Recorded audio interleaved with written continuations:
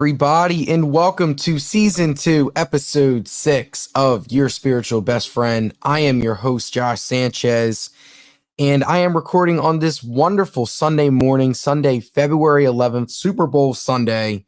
And if you guys are tuning in live, I got my Eagles Super Bowl champion hat. I know last year definitely was tough, but the fact that 2017 happened, that is a day that I will never forget when it comes to Eagles and sports history.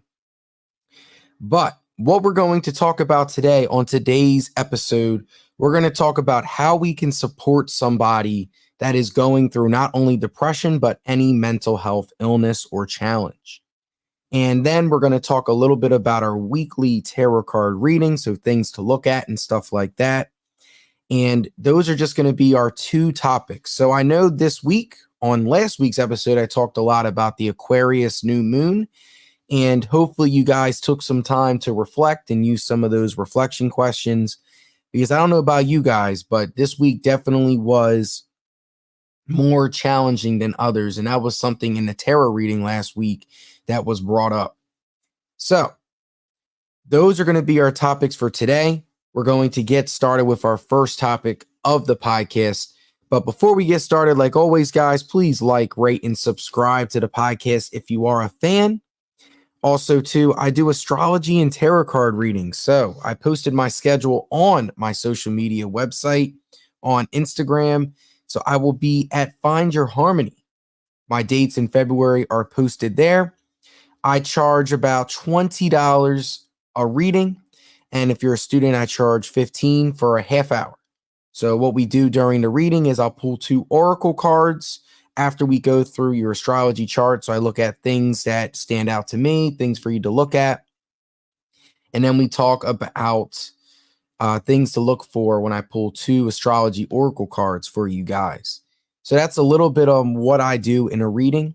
So if you guys are interested, the link will also be in the show description as well. So that way you guys can check out all the wonderful work I do. Because I'm here to help you guys at the end of the day. So now that I got that little advertisement out of the way, let's get started with our first topic. So for our first topic of today's podcast, we're going to talk about how we can support people that are going through depression or any other mental illness. So this reference I have, this is again on Therapist Aid. I 10 out of 10 recommend it. I do a bunch of therapy groups with this material. It's a great website for anybody that wants to learn a little bit more and challenge themselves on some things. I know for the next couple podcasts, we're going to focus a little bit more on attachment, and we're going to break down the next couple episodes on attachment, what to do, what it is, and how it affects us in our romantic relationships. But for this reference, this again is focusing on depression, but this can go for anybody that is experiencing any mental illness. So the first tip for you guys when someone is going through something, right, is recognizing that depression or any mental illness is an illness. It's just like a cold or a flu. A person cannot simply just get over it, right? Also, like other illnesses, like depression or any mental health can affect anyone. A person can develop depression or any mental illness even if they seem to have a good life and have everything going for them. So just that's the first thing right away. The first tip is just recognizing that mental illness is an illness. It's just like the cold. It's just like the flu. It's just like someone getting a stomach bug, right? And we need to help instead of telling people to get over it, right? Or not recognize that it's there. Being there for the person, right? And how we can, the first step is recognizing that this is an illness, right? I'm going to help you. I'm going to give you what is it that you need, right? So that's the first step, is to recognize that any mental illness is just like a physical illness, right? So that's the first step. The second point is to make a point to reach out. Many people with depression or any mental illness will isolate themselves, often falling out of touch with friends, family, and you can't make someone accept help, but you can provide the option. So checking in regularly, inviting them to talk, and re-emphasize your support. I don't know about, again, like, I don't know. You guys, I believe that when it comes to, like, people do not realize, that's what I'm trying to say. People do not realize the importance of just having someone just reach out, having someone just checking in, like, hey, like, are you okay? Like, what's going on? And just emphasize again that, like, I'm here to support you. Like, I'm always one phone call away. I'm always one message away. Make it a priority to reach out. Now, we're going to talk about some tips later that, we got to make sure that we are okay, like with the amount we're reaching out, but at least give the person the option. So reaching out, hey, like, I'm there for you if you need anything. That small little gesture will go a very long way when someone is going through any mental illness. So that's the second point, just making it a point to reach out, sending a text message, letting them know that, hey, like, you're here if you need to talk. The third tip is just listening can help. You don't have to fix your loved one's problems or convince them that their negative feelings are wrong. Even if you disagree with some of their thoughts or feelings, respect and acknowledge that these experiences are real to them. So just listen. So active listening. So just listening to letting the person vent, just letting them listen to what they have to say, right? Even if we might not truly agree, but just letting them listen and just having that conversation can really help. Then eventually that's when we can start to, all right, if you want a plan to change this, all right, now we can work on it. But the first step is, instead of trying to fix what's going on, just simply listening can help. And you can be a very supportive person by just giving your friends or loved ones just a platform for them to just vent and explain what they're going through. The fourth tip is be supportive of healthy habits. So making sure that your life is not wrapped around the person that is going through their mental challenges, but making sure also that you are exercising, you're having healthy sleep habits, and you're socializing, right? All of these things, they contribute to mental health and help combat mental illness. So support these activities by giving encouragement, offering to accompany your loved one, or providing positive feedback. So you can also, by being supportive, right, you can model healthy habits for anybody else that's going through mental challenges. So if you're working out, ask your friend, hey, let's work out. Like, let's exercise together. Hey, like, I'm doing this weekend. Like, let's be social. Let's go out, right? So by you creating your own healthy habits, it might also help the person going through the challenges too. So that's the fourth tip. The fifth one is to encourage professional help. Mental health counseling and medication are effective in treating depression or any mental illness. If your loved one is unaware or unsure to start, like, where do I even begin? Offer them help by helping them try to find, like, the right physician, mental health counselor, psychologist, or psychiatrist. Psychiatrists are the ones that can prescribe medications. Psychologists cannot. So that's just a tip I just want to give you guys and just let you guys know. But encouraging professional help, like, hey, like, there's professionals here that can help you get through this. There needs to be more mental health programs, but there is a variety of resources that are available. So there's inpatient care, there's outpatient care, there's partial hospitalization, which is PCP, which is the program that I run. So we take kids for 5 hours a day, Monday through Friday, and we run therapy groups. So there's a lot of resources. It's just being aware of them. So encouraging professional help can really help your loved ones get through this challenge. The next one, the sixth tip, is connect your loved one with social support. So in addition to professional help, your loved one might benefit from other sources of support. These can include community organizations, religious groups, or mental health support groups, right? So there's a bunch of stuff on social media. I've actually interviewed a bunch of people on this podcast last season that are running their own support groups, trying to help people that are going through a tough challenge, like, by being in a group, like, you realize you're not alone. Like, you're not the only one experiencing or going through these things, right? That It's a community of people. And that could be so rewarding if the person is motivated intrinsically, right, to make a change, right? Because we can't do this alone. I know that is a complex that a lot of people tend to display, right? Like, I'm going to handle this on my own. I'm not going to ask for help. There's a lot of shame, there's a lot of guilt. But, like joining social support groups can really help you guys take the next step if you are going through a mental challenge. So, being a friend in that position, recommend that, like on Facebook, Instagram, right? Like, there's support groups here to help, right? And there's even local community stuff that can help. So being able to connect your friends to that can really help. We have a couple more tips left. The next one we have is take any mention of suicide seriously. Symptoms of depression include intense sadness, despair, and thoughts of suicide. If you feel that someone is in danger, do not hesitate to call 911, take them to an emergency room, or call the National Suicide Prevention Lifeline. The phone number is as follows, and I'll make sure I will put that in my show description. 1-800-273-8255. So again, that is 1-800-273-8255 for free and confidential support 24/7. So if you know anyone that is having thoughts of suicide or even thinking about it, take that seriously. Like, I know your friend in the moment might be very mad at you, or they might resent you if they end up having to like get sent to a mental institution or counseling services. But in the long run, what is more important?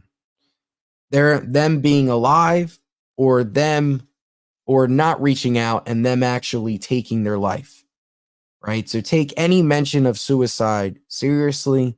And, there's a hotline there ready for you guys to, get that person the help that they need. Suicide, it can be very intense, and losing someone, I know I've done groups on grief and the stages, but it can be we could feel guilty or shame, right? That we didn't do more, right? So if someone, is going through something, don't be shy and reach out. There might be resentment in the beginning, but I know in the long run, the person will come to appreciate what you've done. And if they don't, then these next two tips are very important. So the second to the last one we're going to talk about is making time for your own self-care.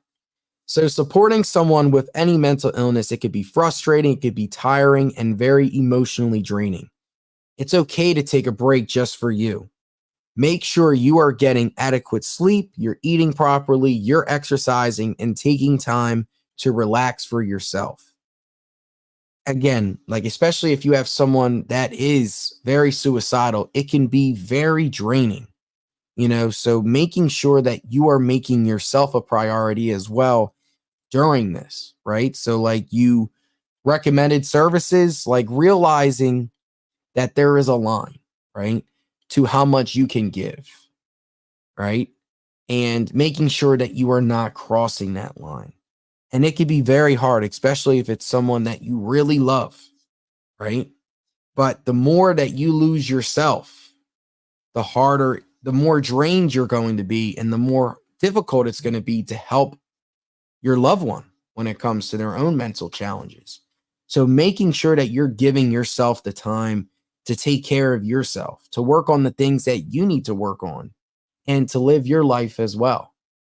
Because I've talked to so many people, right? And I've been there too with myself, like, we want to try and we want to help and we want to do as much as we can. But if we're not taking care of ourselves, we're not able to help and give the proper help that we need. So making this a priority to take time for your own self-care is a must. And the last tip before we take a little break on this podcast, and this one I believe is the most important one. You are not responsible for curing your loved one. Your love and support are valuable, but ultimately, you cannot make it better. Like, you can't make them better. You can't just wave a magic wand and the person's going to be cured, right? It is unfair to yourself to take responsibility for other people's depression or mental challenges or their recovery. So again, similar to the last one, give yourself time to take care of yourself, and also to like not carrying the weight of your loved one's treatment on your shoulders, right? I know it's natural, right? Especially for the people we love, like we want to help them, we want to help solve all their problems, and we put their burdens on our shoulders, right? And it could feel like this huge weight is just holding you down, right? So just realizing that you are not responsible for your loved one. Like you did all you could, by just recommending them services. Like that is awesome. We didn't have a lot of these services a long time ago, and the fact that we're starting to send people to get help is a step in the right direction. So just realizing, again, you are not responsible for curing your loved one. There's an amount to how much we can give, and that is okay. It might not feel that way. It might feel like someone's taking a dagger and hurting you into your heart, but I love you from a distance, right? Like there's only so much love that we can give and support we can give to people. It is eventually up to them to take the steps to realize what they need to work on and to grow. So those are some tips for you guys. Just if anyone knows anyone that's going through mental challenges, this is how you can be a good friend. This is how you can be a good loved one. This is how you can be a very good supporter for anyone that is going through their mental challenges.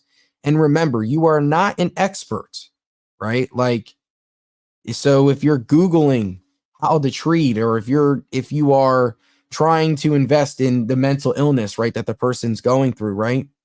Realizing that there is a line, and there's only so much that we can give. So we're not crossing that line.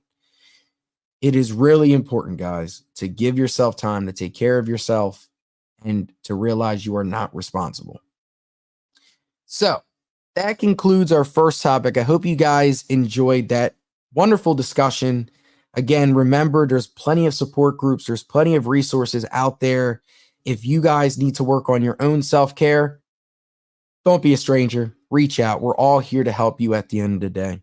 And hey, from someone that is in the field, that has been working for a couple years now, helping clients, it's hard to take self-care, to take time for self-care, and to not take responsibility of other people's treatment. It can be really difficult, but it is essential for your own sanity and your own mental health.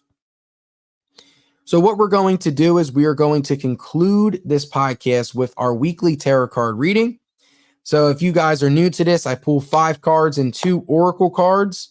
So my question for my ancestors, thank you, ancestors, for giving us this platform. But my question, like always, is what energy should me and my podcast listeners expect for the upcoming week? So this week, it would be Valentine's Day week. So what energy should me and my podcast listeners expect for Valentine's Day week? So hopefully it's going to be some good times, but we shall see. And my ancestors want to talk because on that first shuffle, there's already 4 cards, and there's the 5th one. All right. And then let me pull. So first we'll do the 5 tarot cards, and then I will pull the 2 oracle cards. All right. So here's what we got. And I'm just going to put in chronological order so that way it makes sense. Wow. So we have a mixture of cup energy. We have a major arcana. We have swords, and we have pentacles. So we might be experiencing. Okay. Very interesting. All right. So the first card we got is the Star. So the Star is a major arcana card. Give me 1 second to pull it up, and then we'll do some interpretations from it. So yes, it is before the moon. That's where I know that. So the Star, hope, renewal, creativity, and inspiration, healing. Legend has it that when you see a falling star and make a wish, it will come true. Are you in need of a glimmer of hope? In our reading, the Star is just that. Optimism, hope for the future, and renewed faith are still embodied by the Star. So it is no surprise that it ushers in calm and peace. If you have been having a tough time, you will soon regain your motivation to rise to the top again. The star in the tarot is a light at the end of the tunnel. Thankfully, you have almost come to the other side of the hurdle in your way. What is it that you're trying to heal from? The star wants you to open your heart, realize your inner strength, and have the faith that the best is yet to come. So I would say right away with this week, it is a glimpse of hope. Like it has been a very challenging time for whatever it is you guys are going through. We might start to feel hopeful this week. Like, you know what? Like I'm starting to feel more calm. I'm starting to feel, I'm starting to feel pretty good about this, right? Whatever it is that you're going through. So this is like your glimmer of hope. Like, okay, like for the future, hey, I'm starting to see like, wow, like the bright side of the tunnel or the light at the end of the tunnel, right? Like, so a very good first card, everybody. The second one we have is the Two of Cups. So it's these two people, they're holding a cup. And I know cup energy is emotional energy. So that's something just to keep an eye on.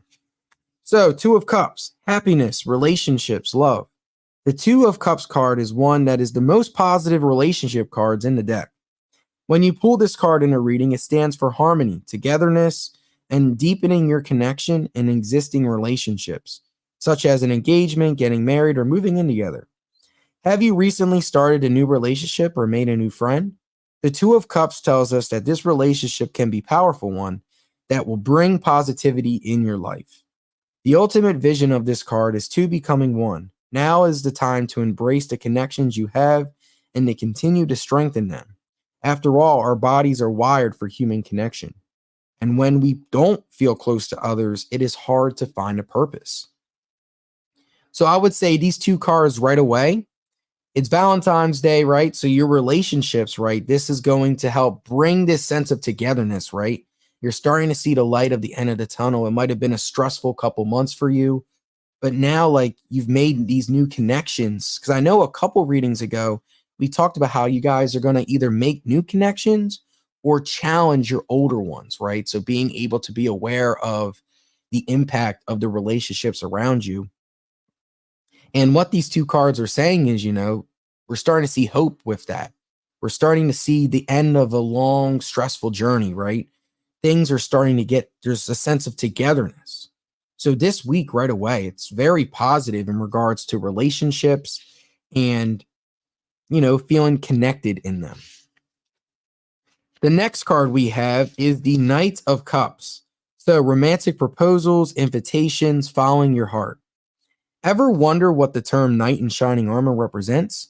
The Knight of Cups is it. The knight rides on their white horse to save the princess trapped in the castle. He is confident, brave, and wears his heart on his sleeve. He is loyal in a relationship and devotes all of his love to his partner. The knight brings the kind of news we hope for. This may be a wedding proposal, an unexpected job offer, or new friends. Knights are also action takers, so this card could be telling us that now is the time to take action, or that you are about to receive a big surprise. So again, this is just adding to a lot of good fortune when it comes to relationships, man. Like so far, so good. These first three cards, there's going to be rewards. It's going to feel connected, closeness with your relationships. It could be a friend, it could be a romantic partner. And also the star, right? It's like the light of the end of this journey you've been on, this stressful journey. I know for myself, I know exactly what this is. But for you guys, like just think about that. Think about your relationships. Has it been a struggle? Has it been a challenge? And this week, we might feel an abundance of confidence. We might feel connected. We might feel really close to our partners or our friends, and good times are ahead. And as great as the first three cards have been, the fourth one is the Five of Swords. And if you guys see, there is a battle. Man, oh man, it is this person. He has swords on. He kind of looks like Zorro from One Piece. He has his three swords in his hand. And here we go. Battles, defeat, retreat. Let's get ready to rumble. The Five of Swords tarot card in a reading represents conflict or drama that is about to come into your life. This doesn't necessarily mean that the problems you will have come into contact with will be scary or impossible to deal with. But there is sure going to be a hard battle. Minor disagreements with friends or family members might be coming to a head. Perhaps you'll start to experience more conflict at work or conflict in general with family, any of that, right? These disagreements and conflicts are usually brought on by a lack of communication. So the best thing you can do to overcome this is to talk it out. Are you having trouble coming to a compromise with someone close to you? Speak your feelings and hold nothing back. You will have to talk it out to gain clarity and understanding that you seek. So I would say with this card, right? There might be part of the battle that we're going through maybe these past couple months is a lack of communication, a lack of communicating how you feel, communicating what you need, right? And in order to get through this, right, and to feel heard and understood in our relationships, we have to be assertive and communicate our needs and our wants. So I would say with this card, right, think about the people in your life you might have communication blocks with. Have you been wanting to have a conversation with them and have not been able to? This card, right, is get ready for that to happen, right? I would say meditate with how you feel. So that way, by the time you come in and you talk about this, you have talking points, you have a plan, and this is what I need, this is what I want. You're very specific, and you'll get what you need moving forward, right? We're not going to beat around the bush. This is what this card is saying, right? Like, come prepared, come with your talking points, and be assertive with your communication. Do not be passive. And the last card we have the Two of Pentacles. So we had the Five of Swords, and now we're going to conclude our first part of the reading with the Two of Pentacles. So Pentacles, I know, is more earth energy, more material things. So Two of Pentacles, finding balance, ups and downs, multitasking. We often say in life is a balancing act, and the Two of Pentacles is the embodiment of this. People who are juggling multiple responsibilities, priorities, or otherwise living their lives as busy bees often see this card in readings. More of a gentle reminder than a warning, the Two of Pentacles encourages us to manage our time wisely and to delegate when we can. At the end of the day, staying focused and productive while walking forward toward a more stable future is key. If you draw this card, consider looking into how you can better handle your priorities and your time. It's all about balance. So I would say these last two cards in the reading are connected in some way, right? So like being able to communicate your needs and assert yourself, but also too, like how we assert ourselves is figuring out, okay, we need to, in order for us to feel fulfilled, to feel balanced, right, and productive, we need to feel that way, right? Are we overextending? Are we doing too much in our relationships or involving other people, right? So the Two of Pentacles is recognizing, look, you're having a busy life right now and you're juggling all of these things. So how can we still be able to manage all of that? And also to, communicate what is it that we need in our relationships, in our friendships, family members, all of that stuff, right? So being able to stay productive and finding that balance is so important. So I would say like the last two cards are together and the first three. So overall takeaways, it's going to be a very good week for Valentine's Day. You guys might feel like the light at the end of the tunnel is good. You might feel more connected and close with your loved ones or your peers, especially if you haven't been close with them for a while.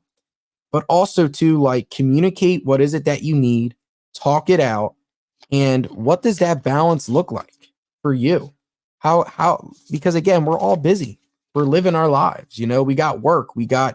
If you have work and a family, right? That's two full-time jobs right there, right? So what is it that you need to help balance all of that? Like for myself, I'm in grad school, I'm podcasting, I'm in school podcasting, I'm working full-time, I'm finishing up my internship. Like there's a lot of things I'm juggling. So how can I balance all that and still be productive in my relationships? It's very important. All right. So to conclude this reading, we're going to shuffle up the oracle cards and we're going to pull two cards and then we will go from there. And this is how our reading would go, guys. Just saying. So there's 1 and there's 2. All right. So the first card we have is the eclipse in Cancer. So this is the first time I've gotten the eclipse in Cancer. So if you guys want to see, this is what it looks like. So for my Oracle deck, I do have, it's the suns, moons, and eclipses. So I know eclipse energy is typically more stressful energy, but we're going to talk about that. So eclipse in Cancer, an emotional phase or domestic development. A turning point in your domestic life, property, or family stimulates strong emotions. An intense time arises and you wear your heart on your sleeve. So try to identify matters that are better approached objectively. Take the time to boost your emotional well-being by getting in touch with friends or professionals who understand your circumstances and can help you accept your situation. Family, domestic, or property matters will ask that you step up to a new level and approach events in a level-headed way. A move, renovation, or a new housemate may be on the cards. A change of career or status may impact your domestic or personal circumstances. This is the time to decide what and who is truly important in your life. You may choose to prioritize your duties to family and those you love and consider your career or status as an expression of your love for the people and principles you hold dear. Circumstances may dictate that you choose to prioritize career status and finances over your personal life. This will be a difficult decision to make. To establish priorities, a deeper understanding of life is necessary. Take time to meditate or practice yoga, swimming, or other calming activities to help you gain perspective. Your spiritually minded will experience a fresh understanding of the mysteries of life and the occult, and can deepen intuitive, psychic, and mediumship abilities. This is the time to get in touch with your higher self, with spirit and the greater good, and find direction in your heart and mind. A mystical and fulfilling journey will unfold as your sense of purpose strengthens. Know that despite turbulent emotions, you can find and still point in your heart and work through intense feelings towards a more stable phase of acceptance and nurturing. So, wow, what a first card. So an eclipse in Cancer, it's all about the emotions, right? It's all about connecting to your higher self and trying to figure out, all right, what is it that I need emotionally, right? Like when it comes to, like the stuff I have been going through, I've been going through a lot of personal stuff involving family and stuff like that. So being able to recognize how do I feel emotionally in the midst of all of that, and also to doing like this very intense relationship I'm in, that's another thing as well, right? So am I prioritizing my career and my needs over my personal life, or do I need to prioritize my personal life more than my career life, right? So and it all connects to what do you need emotionally, right? To feel fulfilled, to feel happy. So, wow, the eclipse in Cancer is such a very big and intense card. So, the second card we have is Sun in Gemini. Sun in Gemini. So, it's if you guys see, it's like a plane and they're going into the sun. So, Sun in Gemini, communication. Hone your negotiation and relationship skills. Key communications, a short trip, negotiations, or community endeavors will be significant now. A flexible approach to discussions, relationships, travel, or a new start involving paperwork, an agreement, or a contract will appeal. This is an excellent time to hone in your communication and negotiation skills. Find ways to boost your understanding of others and therefore improve relationships, business, and personal. Be adaptable, but don't lose sight of the big picture. This card represents excellent communication skills. So if you feel yours are lacking, this is the time to boost them. Study in areas such as the media, publishing, writing, or interpersonal dynamics will appeal to you. This is also a card of commerce, business, and trade. A fresh contract, idea, or business venture promises to be successful if you attend to the details of agreements, negotiation, and everyday communications. Technical and digital information may be particularly relevant right now. Conversations with neighbors, siblings, and community will be in the spotlight and will spark fresh ideas. However, the Sun in Gemini can indicate distractions. Too many stimulation ventures will disperse your energy. Focus on one or two key projects or collaborations, or you risk spreading yourself too thin. Travel, networking, and gathering information to serve a purpose will prove beneficial. Avoid trying to please everyone at the same time, as you may subsequently please no one. At least of all yourself, a short trip or the need to be a little more social in your community will point to ways to improve your circumstances. Believe in your communication skills and entrepreneurship. So this card emphasizes communication, right? So it comes back to the second part of this reading, right? Like being assertive of what you need, communicate what you want is so vital and so important to feel heard and understood in your relationships. So I would say these two oracle cards, the emotional weight that you might be feeling, communicating that in a healthy way, right? We're not going to do this in a passive aggressive way. So giving yourself time to meditate and reflect on what you need emotionally, and then tapping into that communication skills and communicate, right? And trust yourself through this, right? So overall, a very positive and awesome reading. So I hope you guys really enjoyed that. But when it comes to the podcast, thank you guys for another wonderful live stream. I appreciate all of you guys listening and commenting. And if you are not a fan of this podcast, become one. Subscribe, like, rate, and view the podcast on all social media platforms. It would really help me and my journey as well. But I hope you guys have a wonderful Valentine's Day weekend. I hope you guys stay safe. I will probably be seeing you guys later next week because I'm going to go to Texas this week. I'm going to go see my girlfriend, which I'm very excited to see. So that could be part of the travel. But I hope you guys have a wonderful rest of your weekend, a lovely and beautiful Valentine's Day week, and stay safe, everybody. Remember, take care of yourself. It is a must. But again, have a wonderful weekend and week. Stay safe. And this is Josh officially signing off.